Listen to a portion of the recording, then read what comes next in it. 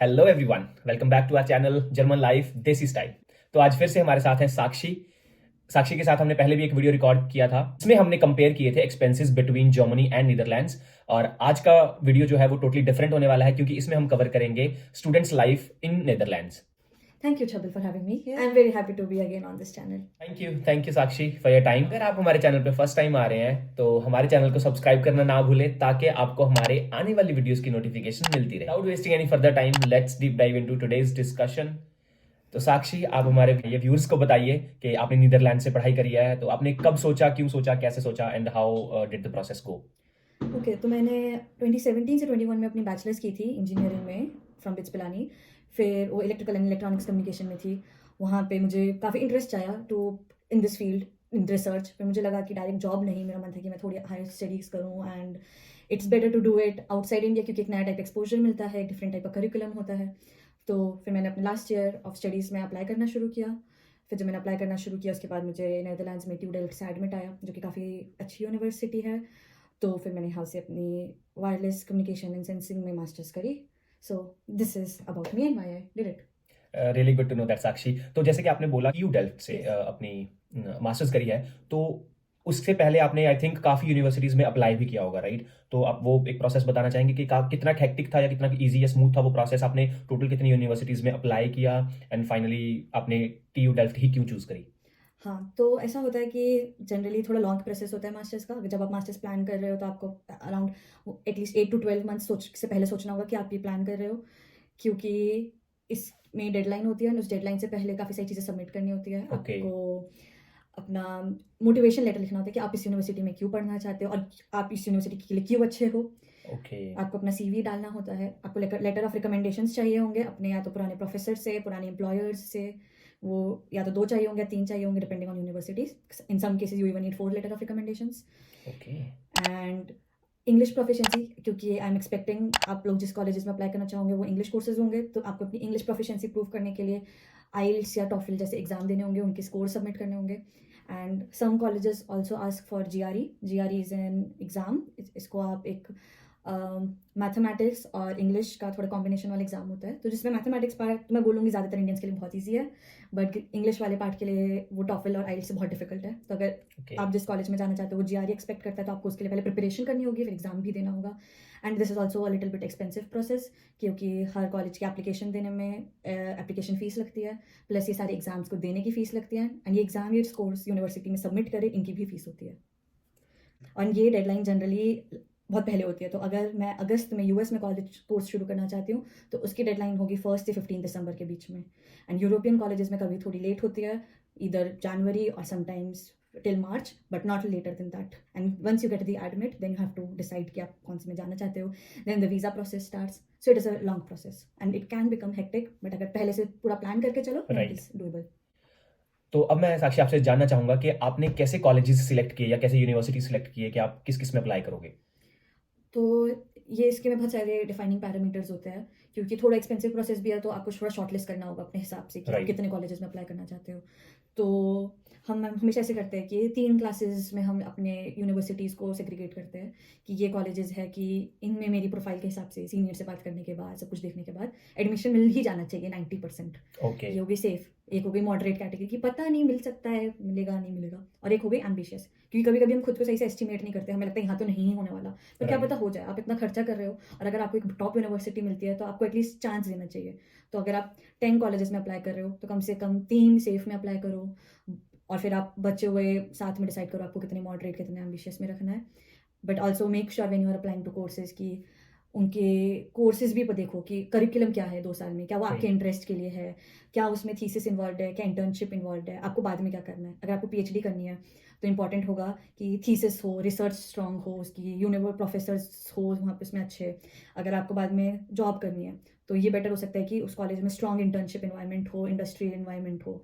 और थर्ड चीज़ जो बहुत इंपॉर्टेंट है वो है कि जॉब मार्केट कैसा है उस यूनिवर्सिटी का, अराउंड उस जगह का। जैसे अगर मैं यूरोप की बात करूँ तो यूरोप में कभी कभी एरोस्पेस से रिलेटेड में जॉब्स मिलना बाद में मुश्किल होता है, क्योंकि इवन एक्चुअली यूरोप नहीं US में भी, क्योंकि डिफेंस काफ़ी ज़्यादा गवर्नमेंट के साथ होता है। राइट। तो एक बार आप बेटर होगा आप अपने सीनियर्स और सब लोगों से बात करो कि इस यूनिवर्सिटी से इधर से ग्रेजुएट होने के बाद आपके जॉब्स के चांसेस कितने हैं। I I would say think, these are important things. Sakshi, I think that's a lot of information to process. So I would like to know from you कि जैसे आपने नीदरलैंड्स में स्टडी किया, तो आपको लैंग्वेज का कोई इशू तो नहीं आया वहाँ पे? नहीं, actually Netherlands will be one of the few European countries जहाँ पे इंग्लिश बहुत ज़्यादा प्रोमिनेंट है. Okay. ऑब्वियसली सब लोग को डच आती है, बट सबको बहुत अच्छी इंग्लिश भी आती है. You do not need to learn Dutch to survive. It is just a complementary thing that you can learn. And Okay. Course work और स्टडीज़ में तो एकदम भी थोड़ा सा भी फ़र्क नहीं पड़ता है. मुझे पता है, I think France and Germany में अगर आप अप्लाई करते हो, इवन स्वीडन में भी, तो आपको पहले देख लेना चाहिए कि क्या कोर्स इंग्लिश में है कि नेटिव लैंग्वेज में है. And sometimes they may ask you to do a bridge course, language course, before starting the university. Okay, so अगर मैं किसी जर्मनी की यूनिवर्सिटी की बात करूं जहां पे मे बी कुछ कोर्सेज जर्मन में होंगे या इंग्लिश में होंगे, तो वहां पे how would you showcase your proficiency in German? दो चीज़ें होगी. या तो ऐसा होगा कि आप ऑलरेडी जर्मन के एग्जाम्स दे दो. I think A1 A2 B1 B2, तो कॉलेज का होगा कि मिनिमम B2 प्रोफिशिएंसी चाहिए इस टाइप Okay, की. तो आप right. एग्जाम्स दे के पहले से पढ़ के वो दे दो, तो आप जर्मन कोर्सेज में एनरोल कर सकते हो. राइट. दूसरा होगा कि वो कोर्सेज फुल्ली जर्मन नहीं होंगे, but they would prefer that you know German. तो ऐसे बोलेंगे कि आप यहाँ आ, बट कंडीशनल एक्सेप्टेंस है कि यहाँ आने के बाद आपको जर्मनी का लैंग्वेज कोर्स करना होगा एंड पास करना होगा. ओके, सो साक्षी, अगर मैं आपसे पूछूं, कंसिडरिंग मी जिसको यूरोपियन यूनिवर्सिटीज के बारे में कुछ नहीं पता या फिर नीदरलैंड्स की यूनिवर्सिटीज के बारे में कुछ भी नहीं पता, और मैं नीदरलैंड्स में स्टडी करना चाह रहा हूं, तो how should I proceed ahead? First step तो ऑब्वियसली गूगल सर्च होता है. तो आप गूगल सर्च कीजिए कि best universities in Netherlands, rankings देखो. But Right. Ranking is not everything. उससे आपकी एक लिस्ट मिल जाएगी. फिर आप उन यूनिवर्सिटीज़ की वेबसाइट्स पे जाओ, कोर्सेज देखो, प्रोफेसर्स देखो. और best at the end is you have to talk to people there. तो लिंक्डइन, अगर आपका लिंक्डइन अकाउंट है तो लोगों को सीधा मैसेज करो. ये मत सोचो कि you do not know them. It's Right. Completely okay. People are always very helpful. Even if there are no Indians, you can just message people from other countries also. But you should talk to people before going there. And इस तरीके से credibility develop होगी और फिर आपको समझ आएगा कि आपको कितना अच्छा लग रहा है वो college. Right. So when you say talk to people, maybe reach out to them over LinkedIn, you mean the students of the university, right? Yes. Who have studied from there Yes. previously. Yeah. Okay. Who are studying or have studied. Good. तो admission letter आने के बाद का process क्या रहता है?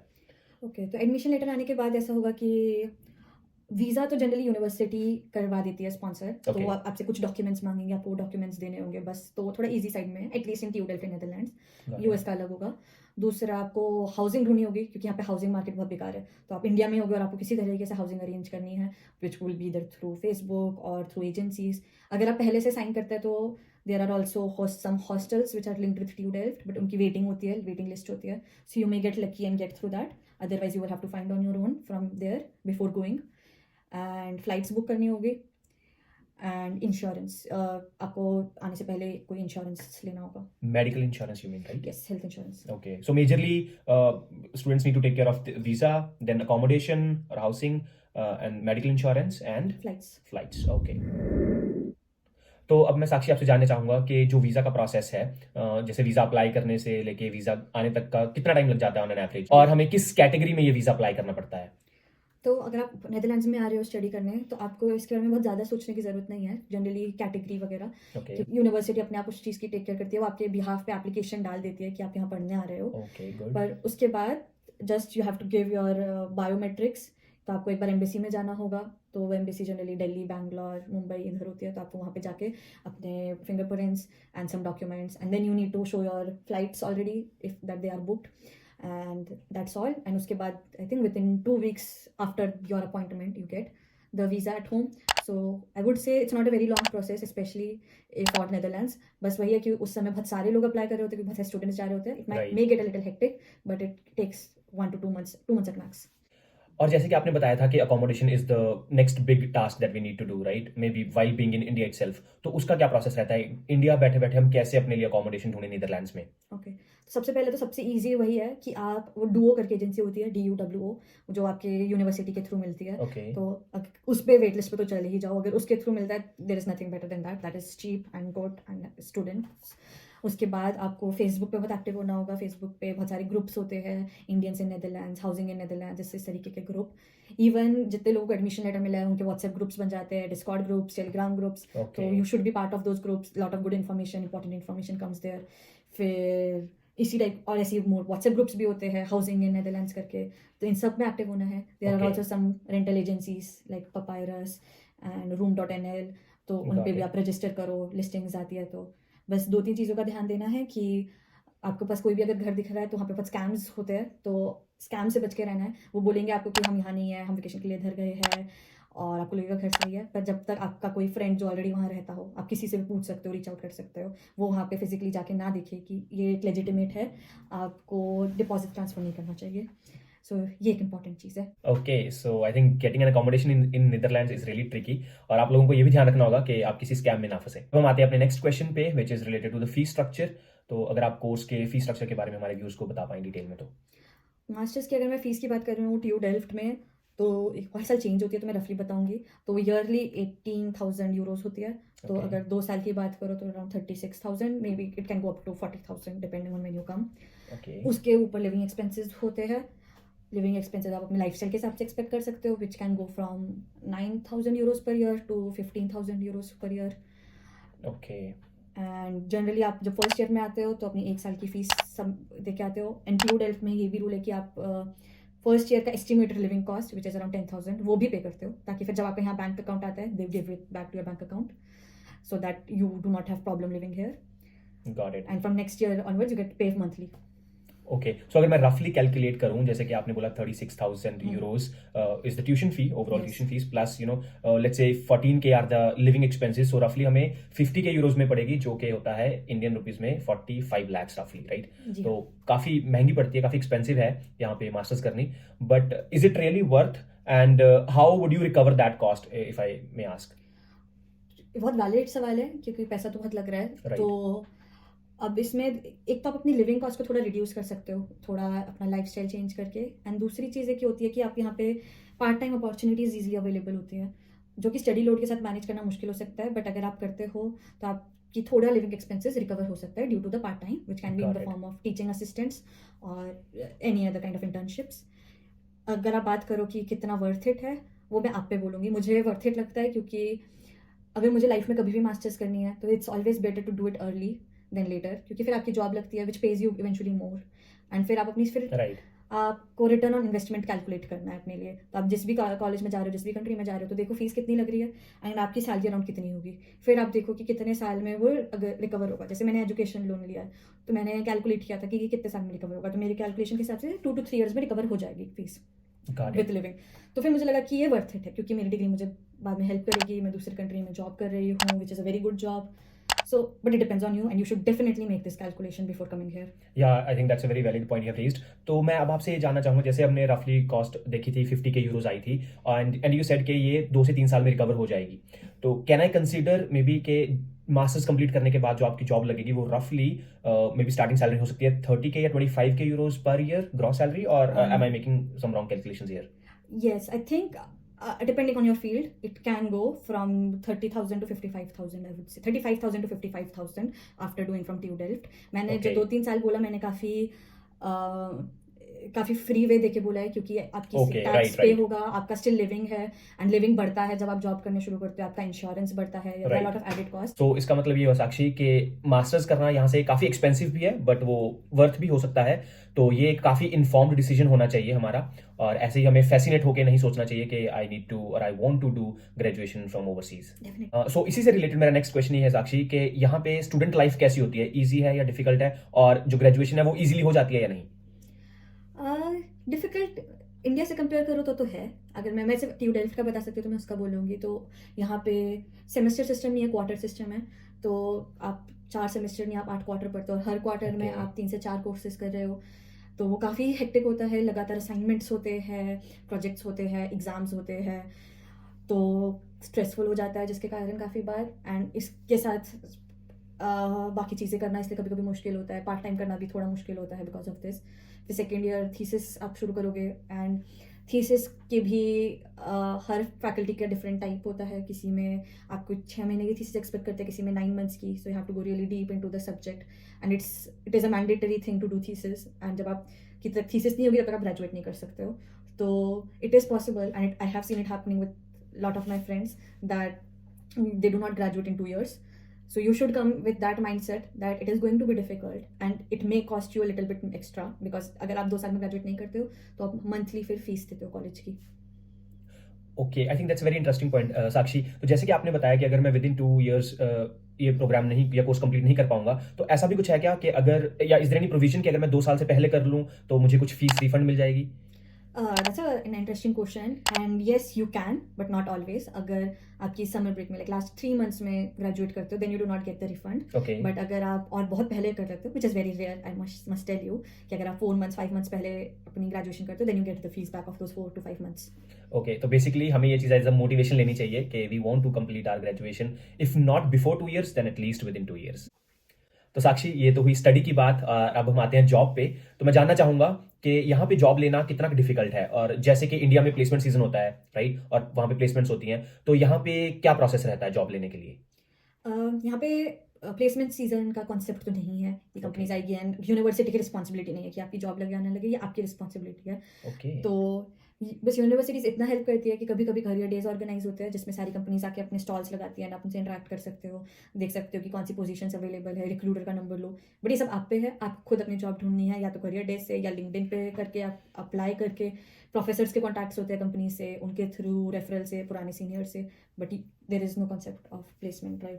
Okay, तो basically it's a quite effort heavy task right. जैसे इंडिया में कंपनीज विजिट करती हैं कॉलेजेस में प्लेसमेंट्स के लिए, तो वैसा यहाँ पे नहीं है। तो ऑब्वियसली हमें अपनी तरफ से आई वुड से अगर स्टडीज में 100% दे रहे हो तो जॉब के लिए 200% देना जरूरी है। हाँ, पर अगर मैं जॉब मार्केट की बात करूँ तो जॉब मार्केट जितना मैंने नेदरलैंड्स में देखा है वो काफ़ी अच्छा है। कभी कभी रिसेशन से थोड़ा हिट होता है, जैसे मैं अभी राइट नाउ की बात करूँ तो अभी पूरे वर्ल्ड में रिसेशन है, थोड़ा नेदरलैंड्स में भी इफेक्ट है, बट स्टिल मैं कंपेयर करूँ अपने फ्रेंड्स से जो यहाँ पे और बाहर है, बहुत कम फील हुआ है। मेरे ज़्यादातर फ्रेंड्स की जॉब लग चुकी है and they really need high skilled people.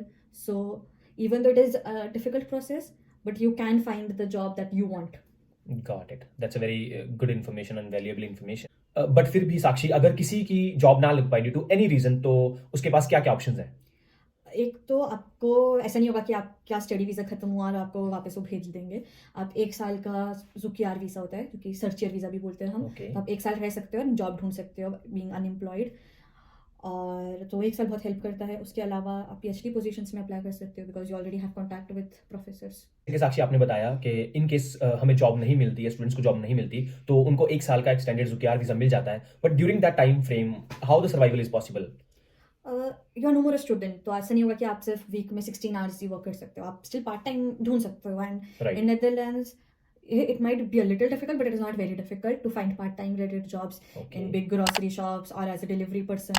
And then after that, and if you live not a very luxurious life, I think you can survive with the amount you get that, because the minimum wage there is 11.5 euros per hour. तो survive होता है, and in fact कुछ benefits भी मिलते हैं क्योंकि आपकी overall net income still tax brackets में थोड़ी नीचे है, it's a little low income, और in fact you may even save. Good good. तो साक्षी, हमने स्टडी पे और जॉब पे तो बात कर ली, तो अब मैं आपसे जानना चाहूंगा कि being an Indian student how was the life in Netherlands? It's good, there are lot of Indians around. Indians जहाँ पे भी टेक्निकल यूनिवर्सिटीज होगी आपको बहुत इंडियंस मिल जाएंगे, तो you won't feel home sick a lot. थोड़ा बहुत लगेगा क्योंकि खाना अलग है, सब कुछ अलग है, बट यू कैन मैनेज।